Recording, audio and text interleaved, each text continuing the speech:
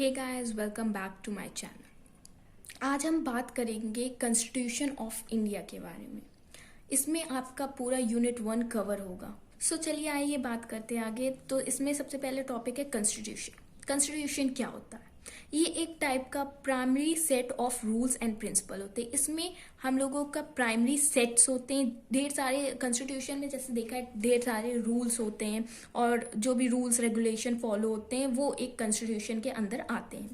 अगर इसके पार्ट देखा जाए तो इसमें है how a country should be govern, कैसे कंट्री को गवर्न करना चाहिए। How power is distributed and control, कैसे पावर डिस्ट्रीब्यूट होती है और कंट्रोल किया जाता है। व्हाट राइट सिटीजन पोजेस, मतलब सिटीजन को क्या क्या राइट मिलनी चाहिए, ये एक कॉन्स्टिट्यूशन के अंदर आता है। अब बात करें कॉन्स्टिट्यूशन कंटेन्स, जो ये कॉन्स्टिट्यूशन होते हैं क्या क्या कंटेन करते हैं। ये एक होता है डिवीजन, जो भी मतलब कि अलग अलग पार्ट में लोगों को डिवाइड करना। जैसे कोई पीएम है तो कोई प्रेसिडेंट है, या जिसका जो वर्ड गवर्नर है, सीएम है, तो ये उस पार्ट में डिवाइड करते हैं कॉन्स्टिट्यूशन। उनका वर्क जो भी रूल्स होता है एक उनको करना चाहिए, पीएम प्रेसिडेंट जी सीएम सबको करना चाहिए, वही रूल्स उनके उनके पार्ट में डिवाइड करता है। तो ये आता है। और फिर है अरेंजमेंट, किस टाइप का अरेंजमेंट होता है वो बताता है। जैसे कि अगर हम देखा जाए प्रीमेबल मीन्स बेसिक इंफॉर्मेशन, ठीक है, प्रीलिमेंस फंडामेंटल राइट्स। तो इस टाइप के जो हैं ये हम लोगों को डिवाइड होते हैं और कंटेन करते हैं एक अरेंजमेंट में।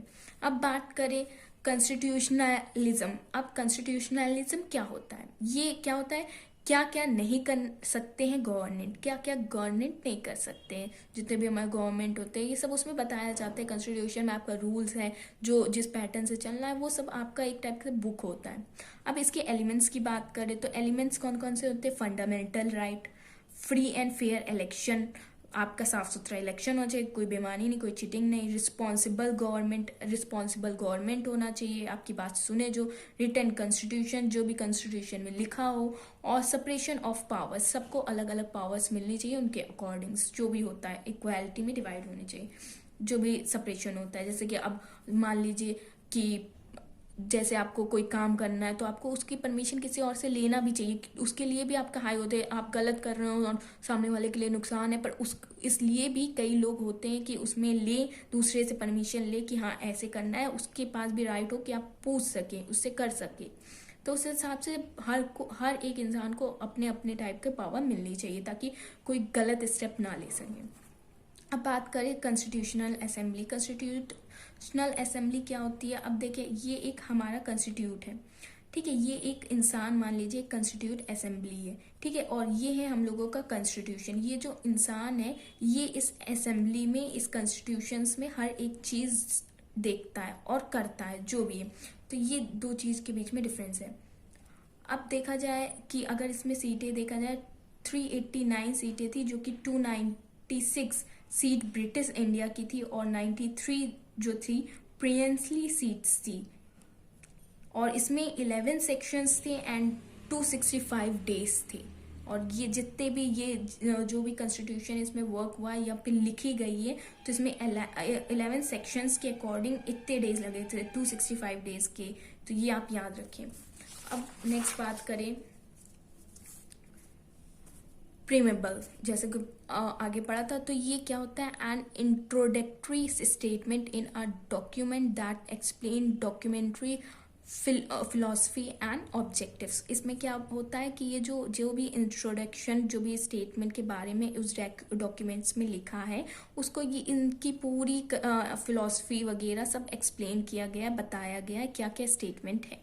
अगर देखा जाए it gives basically idea of following, ये कुछ बेसिक आइडियाज आपको देते हैं। जैसे कि क्या क्या देते हैं? तो ये है कुछ सोर्स ऑफ द कॉन्स्टिट्यूशन, उस कॉन्स्टिट्यूशन के सोर्स के बारे में। नेचर ऑफ नेशंस स्टेट, जो नेचर होता है नेशंस स्टेट के उसके बारे में। स्टेटमेंट ऑफ इट्स ऑब्जेक्टिव, जो भी स्टेटमेंट होता है उस पर्टिकुलर ऑब्जेक्टिव के बारे में। डेट ऑफ इट्स एडॉप्शन, कौन से डेट में इसको अडॉप्ट किया गया था वो। अब बात करते हैं constitution assembly functions. Constitution assembly functions के वर्क क्या क्या है? इसमें सबसे पहले है फार्मिंग द कॉन्स्टिट्यूशन, सबसे पहले कॉन्स्टिट्यूशन को बनाया गया, उसके बाद अडॉप्टेड नेशनल फ्लैग ऑन 22 जुलाई 1947। इसमें बाद में अडॉप्ट किया गया नेशनल फ्लैग को, कौन से सन में, 22 जुलाई 1947 में। फिर उसके बाद उसी दिन अडॉप्ट नहीं, उसके 2 दिन के बाद अडॉप्ट किया गया था 24 जनवरी 1950 में। सॉरी, नेशनल एंथम 2 दिन माने नेशनल एंथम अडॉप्ट किया गया था 24 जनवरी 1950 को। और उसी दिन एक और हुआ था, नेशनल सॉन्ग भी उसी दिन अडॉप्ट किया गया था 24 जनवरी 1950। और फिर elected first president of India को भी उसी दिन चुना गया था और 1950 उसी दिन।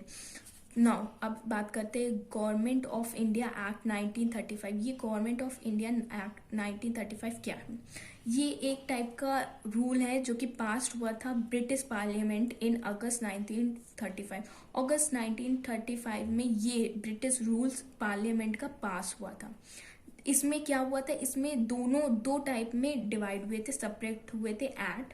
पहला गवर्नमेंट ऑफ इंडिया एक्ट 1935, सबसे पहले गवर्नमेंट एक्ट 1935 में सेपरेट हुआ। और दूसरा government of Burma act 1935। Burma act जो था गवर्नमेंट का, जो ब्रिटिश की तरफ से ये डिवाइड हुआ था। तो ये दोनों चीजें सेपरेट हुई थी इस दिन। अब बात करें स्लेन फंक्शन।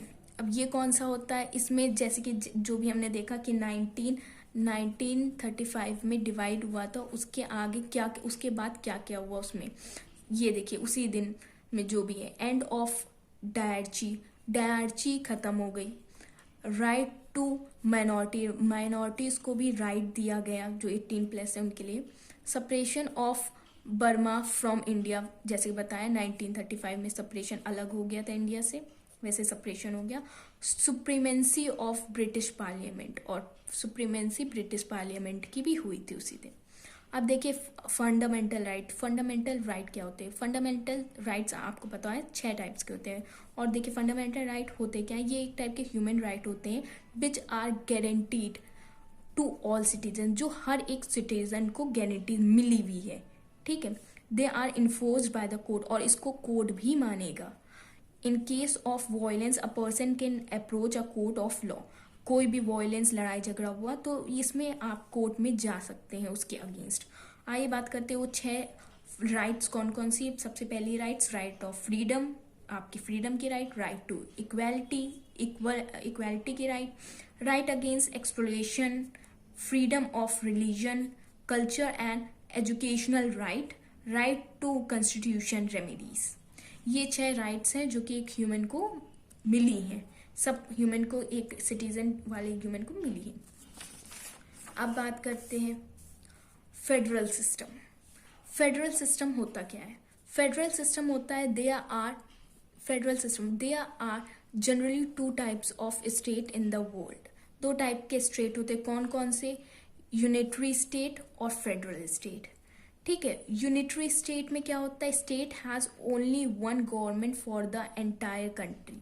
एक स्टेट है मान लीजिए, उस पूरे स्टेट में सिर्फ एक ही गवर्नमेंट होता है, सिर्फ एक गवर्नमेंट उस पूरी कंट्री को रन करता है, ठीक है। उसे कहते हैं यूनिटरी स्टेट। अब फेडरल स्टेट में क्या होता है? State has 2 level of government, one at central level and other at state level. अब इसमें एक स्टेट में 2 लेवल के गवर्नमेंट होते हैं, एक सेंट्रल लेवल में और एक स्टेट लेवल में, और इसे हम लोग कहते हैं फेडरल स्टेट, ठीक है। इसमें 2 लेवल के होते हैं, इसमें सिर्फ एक ही वो होता है गवर्नमेंट जो कि पूरी कंट्री को रन करता है। इसमें 2 होते हैं, सेंट्रल स्टेट जो कि पूरी कंट्री को रन करता है। अब देखें having two state of government 3 features, जो भी फीचर्स होते हैं 3 के, वो कौन कौन से हैं? रिटन कॉन्स्टिट्यूशन, सबसे पहले लिखने वाला constitution, division of power between central government and state government, वही फेडरल वाले में दोनों को इक्वल पावर मिलता है जो भी उनके अकॉर्डिंग होता है। और supremacy of judiciary to interpret the constitution, जो भी जुडिशरी को सुप्रीमेंट किया है ताकि वो इंटरप्ट कर सके उस कॉन्स्टिट्यूशन को। अब पावर की बात करें तो पावर्स 3 टाइप के लिस्ट हुए हैं जो भी लिस्टेड है, union list, state list, concurrent list, ये 3 टाइप के लिस्ट है। अब emergency provision in India constitution, emergency provision Indian constitution में होता क्या है? तो इंडियन कॉन्स्टिट्यूशन में इमरजेंसी क्या होती है, देखिए कॉन्स्टिट्यूशन ऑफ इंडिया, ये मान लीजिए कॉन्स्टिट्यूशन ऑफ इंडिया है, वो पास करती है एक अथॉरिटी, किसको, प्रेसिडेंट को। इसने पास किया COI, इसको हम कह दे रहे हैं, COI ने पास किया अथॉरिटी प्रेसिडेंट को, और उसके बाद प्रेसिडेंट ने इमरजेंसी लगाई, और उसके पास राइट होती है 3 इमरजेंसी लगाने की। और वो 3 इमरजेंसी कौन कौन सी होती है, सबसे पहले national emergency, state emergency, financial emergency. अब बात करते हैं नेशनल इमरजेंसी। नेशनल इमरजेंसी ज़्यादा से ज़्यादा 6 महीने के लिए लगती है, बस उससे ज़्यादा नहीं लग सकती। और स्टेट इमरजेंसी एक होती है जो कि स्टेट में लगाई जाती है, कोई पैसे वैसे की उस स्टेट को दिक्कत हो या फिर बोरो करना है उसके लिए, या फिर कोई भी बात हो या गवर्नमेंट गिर गई हो या कोई और सेटलमेंट करना है, तो उस हिसाब से स्टेट में इमरजेंसी लगती है। फाइनेंशियल, पैसे अगर आपके यहाँ कम हो गए, पूरे मतलब कंट्री में कम हो गए, उसके हिसाब से आप लोन वोन जो भी होता है, फाइनेंशियल वीकनेस, तो उस हिसाब से इमरजेंसी लगती है। तो ये 3 टाइप के इमरजेंसी होते हैं। अब बात करें लोकल सेल्फ गवर्नमेंट, ये जहाँ तक गांव विलेज वगैरह में ये वाले गवर्नमेंट होते हैं, जैसे स्मॉल डिस्ट्रिक्ट वगैरह बात करते हैं। तो transfers of the power to the lowest range of political order, जैसे कि बताया, ये हम लोगों के लोवेस्ट रेंज के होते हैं, जैसे कि आपको विलेज हो गया, डिस्ट्रिक्ट हो, स्मॉल डिस्ट्रिक्ट हो गया, टाउन हो गया, इस टाइप के। द विलेज पंचायत म्यूनसिपैलिटी, जैसे कि विलेज के जो पंचायत होते हैं उनके लिए होता है। और गवर्नमेंट एट लोअर लेवल, जो भी छोटे छोटे गवर्नमेंट होते हैं उनके अंडर, उसके लिए, तो ये उनके लिए सेल्फ गवर्नमेंट होते हैं, जिला अधिकारी, जिला पंचायत, इस टाइप के, तो वो सब इनके अंदर आते हैं, छोटे छोटे, तो उनके भी कुछ रूल्स होते हैं, उसको हम लोग कहते हैं जो भी गवर्नमेंट छोटे होते हैं पंचायत वगैरह, उसको कहते हैं लोकल सेल्फ गवर्नमेंट। तो ये हम लोगों का पूरा यूनिट हो गया कवर। यूनिट फर्स्ट आपका कॉन्स्टिट्यूशन ऑफ इंडिया, इसमें सब कुछ कवर कर दिया जो कि एक यूनिट में आया ज़्यादा पूछते हैं, या फिर जो भी उसमें इंपॉर्टेंट कॉन्सेप्ट्स थे वो सब इसका कवर हो गया। इसके अलावा आपको कुछ पढ़ने की ज़रूरत नहीं, यही में आपका सब कुछ कवर हो जाएगा आराम से। और अगर आपको कोई प्रॉब्लम हुई हो या डाउट हो तो आप कमेंट करके पूछ सकते हैं। और अगर वीडियो अच्छी लगी हो तो please do like, share and subscribe to my channel.